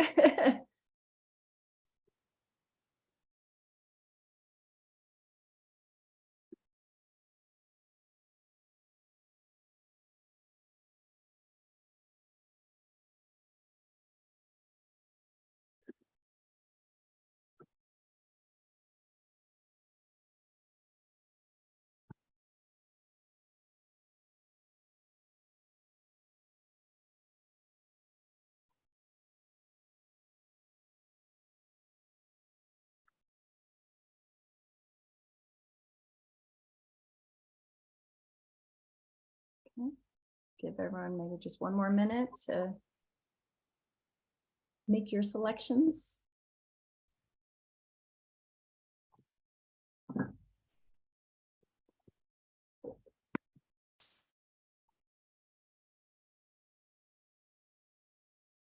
Oh, Alex, thank you. Okay,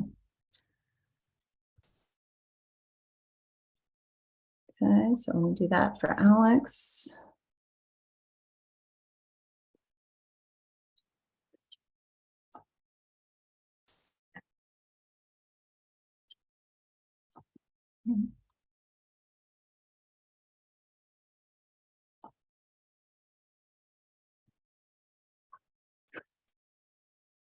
Okay,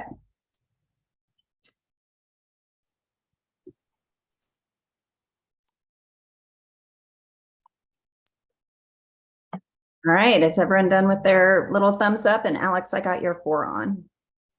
That's 20, so. Okay.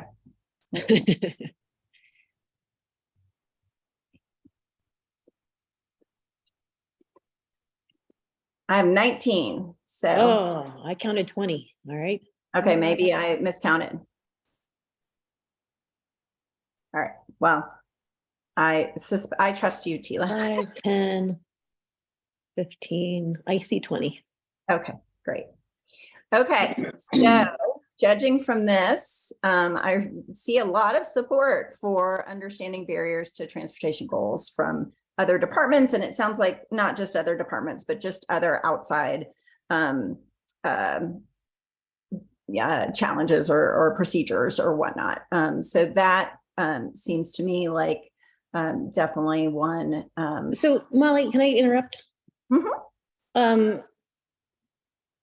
You know, we've only actually had the proponents of some of these ideas, two people talk about, you know, who are their stickies. And so instead of you trying to like read our minds, maybe this would be a good time for us to discuss amongst ourselves what the top vote getters are. Oh, okay. Do you know what I mean? Like, we can see how many thumbs up there are. Right. We can also count. Okay. So this might be just a good time for us to actually talk about what we mean and whether we want to refine or expand or contract some of the top ideas. And I think we could probably just ignore the ones that didn't get any votes at the moment. Okay. Does that seem fair?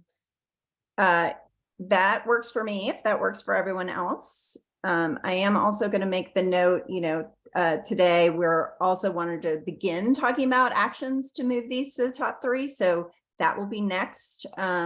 And so, yes,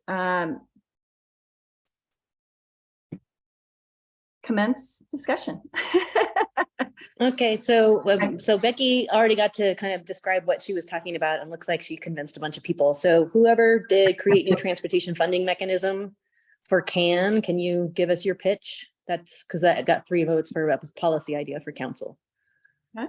That was mine, and I see this as one that overlaps with several others. The others being continue support council priorities and continue to tame arterial reduce neighborhood, and then also capital projects. And so we've obviously been fortunate in this first year of the core arterial network to have these TIP opportunities to fund a good chunk of the network, but the next TIP opportunity might be 4 years from now. And so we're dependent on local funding and maybe some intermittent grants that may or may not have as much money as that.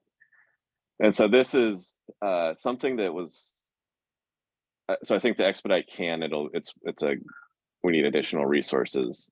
And for background, funding was probably the most common topic around the time of the 2019 TMP update.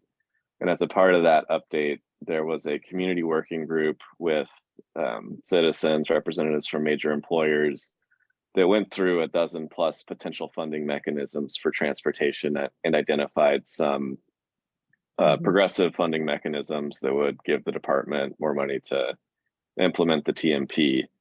And in 2020, I believe it was in the work plan for a new mechanism to be identified and implemented in a timely manner. But with the pandemic and the financial uncertainties that came with that endeavor was put on hold. In recent years, I've been waiting for that to come back, but more recently learned that the department is waiting for direction from council to pick up the work of that 2019 working group. So I think it'd be appropriate for this board to pick up that work. There's plenty that's been done that we can build upon. And at the time, that didn't have the potential additional funding, it wasn't earmarked for anything in particular. But I think linking it to a specific thing like the core arterial network can help explain. Council kept asking, like, how much money do you need? What's the funding for? In this case, we can say we've got these missing links of the core arterial network. They're anticipated to cost roughly this much money. And so this much money per year allows us to finish the network out in however many years. And so I think that that covers quite a few of these on here. Okay, yeah, so I was wondering, like, why would we just highlight can as the source for new funding. And so that was a good explanation there, because I also recall this effort, trying to move more money to transportation aside from just mostly sales tax and outside grants. And so I wondered if we wanted to expand it to just be like, put this back on the work plan to devote more funding to transportation in general. And then that would also lead me to ask, like, why would we only specifically call out a new funding mechanism, as opposed to in this next budgeting cycle, just budget more money to transportation, which is something I had tried to get Erica to do a while ago when the pandemic hit and we got really, the transportation funding got really sliced. I said, the stuff doesn't go away. It's still kind of an essential thing. And we need to be actually asking for more money and going to in council and just saying our needs are greater than, we deserve more for this kind of stuff. So that's why I was wondering if we could, if we wanted to change the wording on this at all, but those were my thoughts. And I'm curious what everyone else is thinking on this. And I'm I just see no reason that we can't do down. both. I'm sorry, Alex, I was just writing down, Tila, what you were saying. That's why I added this little sticky kind of related. And then Alex, I think you just said we can do both. Is that Pick right? up on the 2019 work and then make the more explicit ask for general fund or whatever flavor of money would achieve what Tila was describing. Okay. And Natalie, you have a hand up. Yeah, I just wanted to say just a couple of things really briefly that might just help inform this discussion. So as many of you I think are pretty aware, the transportation department is funded nearly 100% by a dedicated sales tax revenue for transportation. And a portion of that dedicated fund will expire in 2029. And at that point, it's supposed to go back to the general fund. It's 0.15%. It's supposed to go back to the general fund in 2029. But right now, everything that we do is funded by the transportation fund. And it's that dedicated sales tax revenue that's carved out that doesn't go back to the general fund. And what I'll just say is we're kind of entering a more constrained budget environment. Garrett may have kind of talked about that yesterday at TAB, but we're entering a more constrained environment, and that's really to the general fund. It's quite constrained. There's a lot of competing priorities across the organization for very limited dollars. And so I would just say, as you think about a conversation about more funds for transportation, just to be mindful of that, because if we start thinking about what we're competing against in the general fund, there's just a lot of priorities that council cares about, like homelessness and affordable housing and on and on and on. So I think we could probably have more conversations with the board about the city's budget as a whole and then the transportation budget, just to provide more of the background and context to help kind of inform this item if this is something that TAB is interested in pursuing further. Thanks, Natalie. Alex, your hand is still up. Is that a new hand or an old hand? That's an old one. Okay. Great. Can I just go ahead.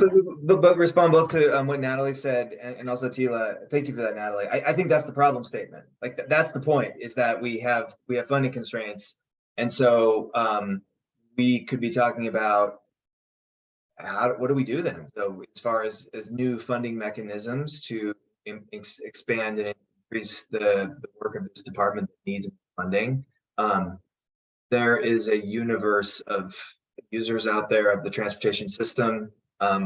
Anyway, that's the problem statement. So I think it's worth working on, and I agree with Tila that yeah. Okay. All right.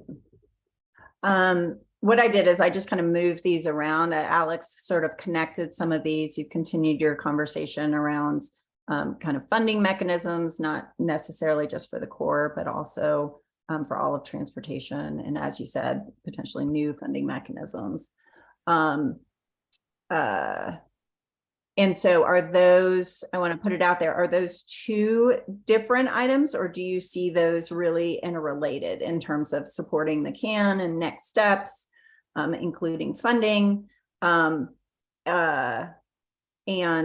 really kind of exploring, the funding world and how we can not just ask for more general fund money, which, as Natalie said, may be difficult, but how do you really look at other funding sources? Are those two different sort of topics, or do you really see them blended as one? I think they're two different topics. I think we want more money in general for accomplishing stuff that we'd like to see done.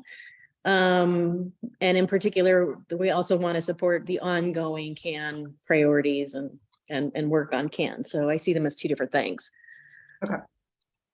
I guess I saw them as kind of related in the sense that For sure. like funding and also the barriers like we see from other departments, those are both pretty like central to succeeding with CAN. And if there are other ways we can support CAN, then definitely, but I guess I don't know what those specific things would be beyond the other things we've outlined here, if there are other things that like we feel a really high priority to support CAN. I'm kind of grouping these under that sort of support current council priorities, namely CAN, including, some of this other work are kind of examples or subsets of what it might be. And then there's the kind of budgeting more money for transportation and finding new sources. But there's also the funding of the CAN as well. It's kind of, all of these are under the CAN umbrella, if you will. And the budgeting more money is obviously related, but kind of a separate item. And then Becky, I think you were saying, do you really see this understanding barriers for transportation goals with other departments and whatnot as under that CAN subset, or as a separate item that's also related to CAN? I guess I just think of supporting CAN generally as like a pretty general statement. And so just the things we're doing to help the transportation project succeed in general support that. Unless there are, I guess I'm asking if there are any other more specific things we can do to support current council priorities or CAN. Otherwise, I just see that as just kind of an umbrella of like, Okay. all the specific things within it that we're talking about. Okay. Others have thoughts on that? Can I wait a minute? So I put my thumb on that, and to me, this is kind of, I had the sticky on the point earlier I raised about bringing assessment of current state of racial equity to council. To me, these things are related under or in a theme of educating council about how they can, what they need to do to support the transportation department and the city organization more broadly to make strategic structural changes in the system. And there's just like a million ways to slice that up, starting with like transportation and land use, or you could say transportation and housing are well established as like highly related, but we tend to, as transportation board, be focused only on the the transportation part. And so it just leads to these unending feedback loops of like just kind of us being frustrated. And so I think that idea of like coming to council and saying like, let's talk about some kind of root cause assessment or some strategic assessment of here's how council can make change. And also council, by the way, like here's the changes you should be making. I think the West Pearl example, there's like so much going on there, including that it's not clear that council members individually were looking at the same problem statement about like why it even mattered. So something around there on like presenting to council, a strategic, I don't know, like set of problems that we would ask for help in. And it's not about complaining about current transportation department. It's not about saying their shortcomings anywhere in the city organization. It's about saying to council, these are things you have to change with alignment and strategy. And so is this kind of part of that conversation in terms of what those structural changes are? And I apologize, my son's coming home, so you may hear a dog in the background. And again, is that, you know, is the CAN part of that structural change, or are you trying to potentially open that up into kind of a larger conversation of many things that that need that change? So what's the next step on that? I'd offer that it's, and I'll try to stop, but I'd offer that I think CAN is actually doing great. Like CAN is an example of we got something through that's actually working and it's making progress. It needs support, but this is more like if you look at the idea of Vision Zero, the goal of Vision Zero, the goal of mode shift, moving people out of cars and on other modes, and the goal of VMT. How do we make really big changes on those? And like maybe those are a few ways to sort of organize. Mhm. That's just me. The others should. What are others' thoughts on that?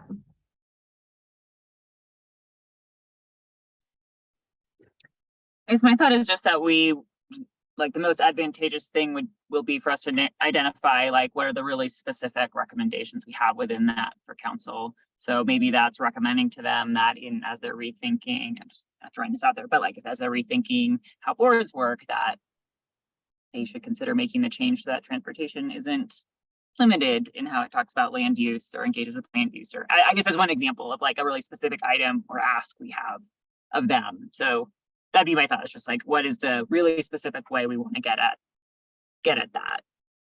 And there might be others. Right.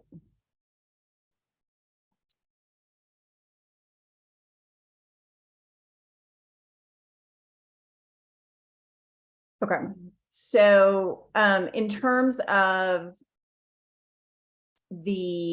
is there kind of that in getting to that sort of specific next step in terms of what the board can do in that regards, is there an assessment that you all want to do in terms of what are those kind of big potential structural changes or whatnot that may be missing, and spend some time kind of thinking and fleshing some of those things out so that it is a little bit more tangible as it moves to council, while continuing, with these kind of next steps in the CAN and continuing with the budget. I'm just trying to find some ways. Alex. I think CAN is pretty well defined. I think I like the make structural changes theme, and I would think a next step to that would be more understanding the barriers to transportation. I think with CAN, I'm not aware of a whole lot of barriers with regard to other departments that are slowing or in any way impeding that process. So I would move, if it was just me, I'd move the understanding barriers to the action associated with the structural change. Got it. Okay. All right. Feel like we're sort of coalescing around these. Are there, I just wanted to kind of take a moment. That is kind of three key items, but I don't want to forget some of these others over here. So just give a moment for anyone to kind of make that case if we want to swap one of the ones we've been talking about out, and it's important to do that. Otherwise, there may be ways to kind of fold that in.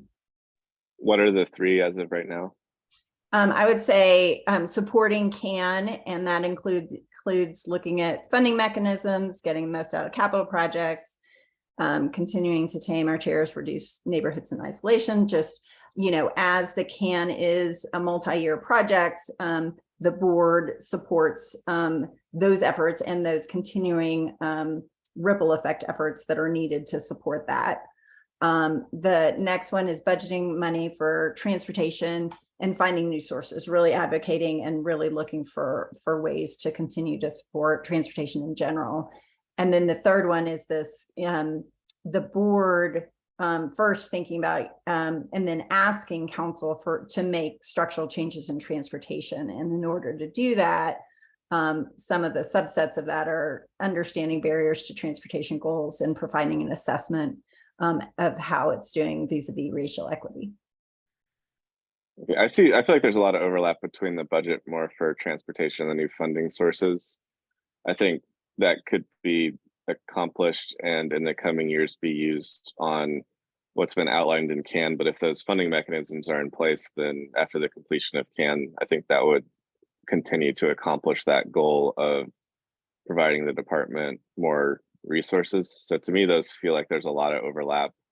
And I did put a thumb on the eliminate off-street parking, but I think that one's got 3 thumbs up, and something that this board and others have identified in the past. And so I would be interested in seeing that one rise above the fold. I'm seeing a lot of nods. Are we? I wrote it and I'll make the quick pitch that it is, I like it as a priority because it's very specific. Like we could literally and we could literally cross out the code. It's that specific. It could be a collaborative effort between multiple boards because it affects a lot of different boards and their work.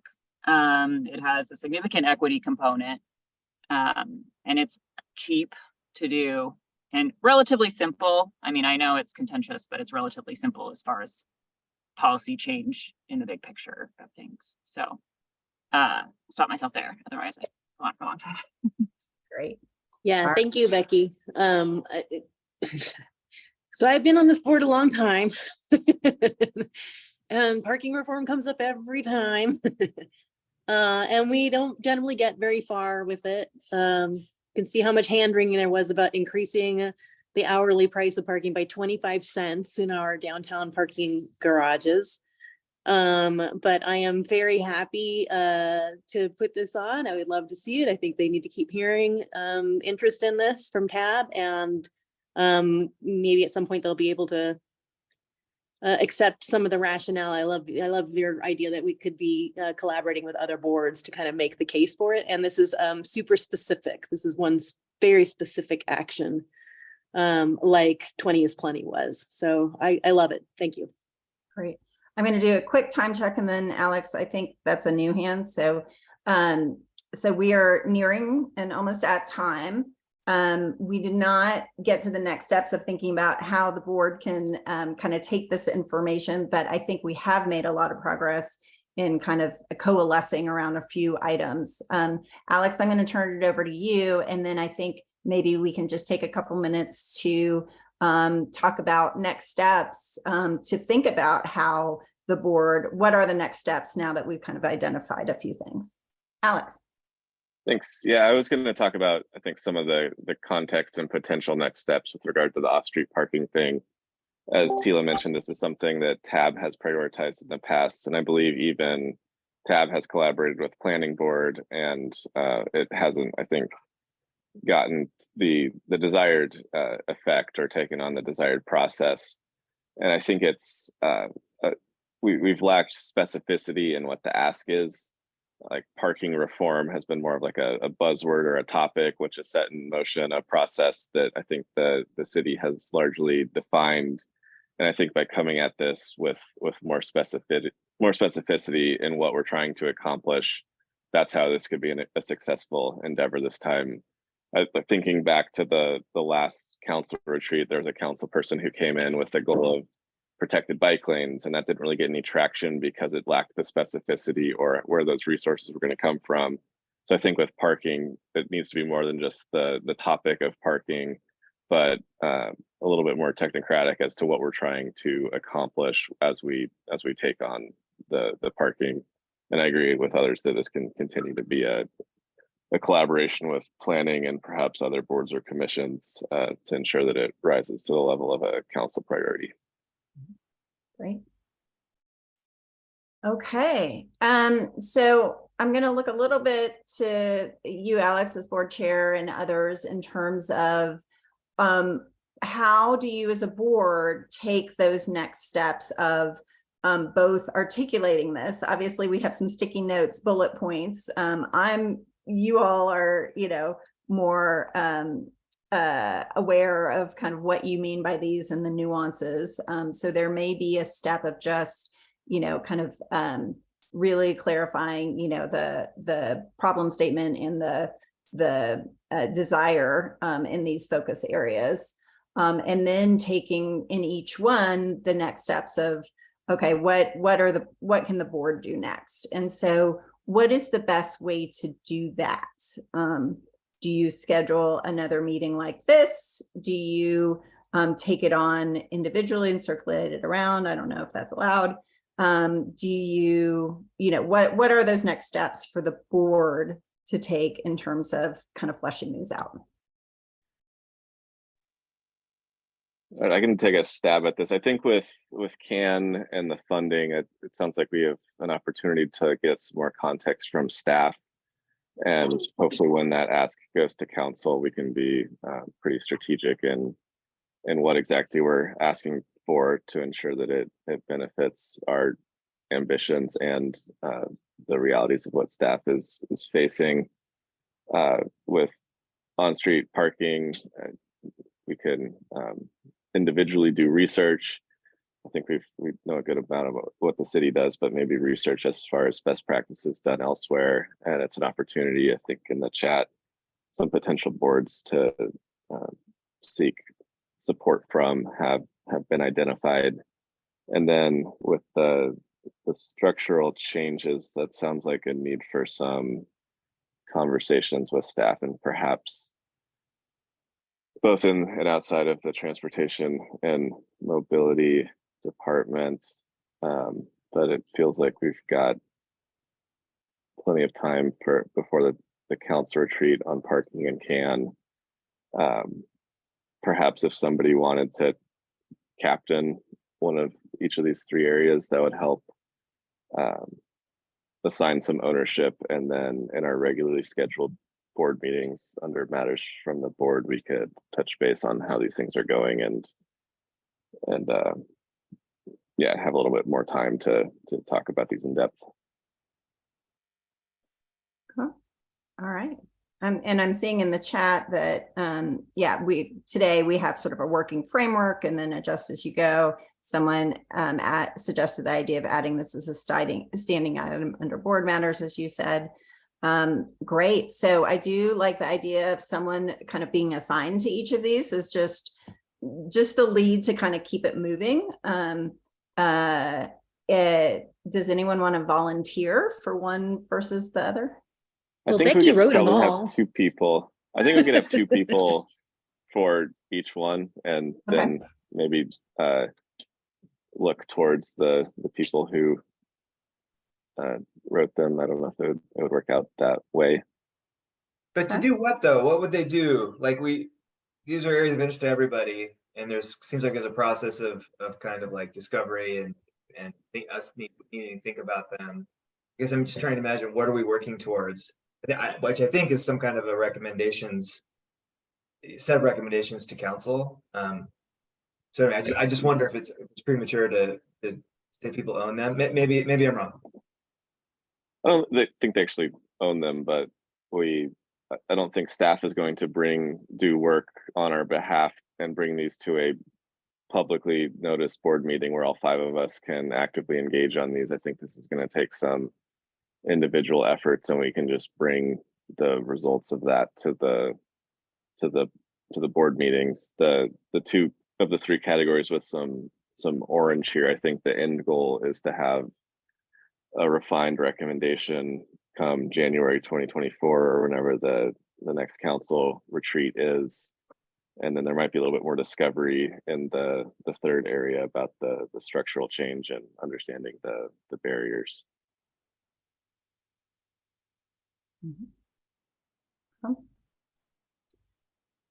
Yeah, I don't know if we're volunteering now. I'm happy to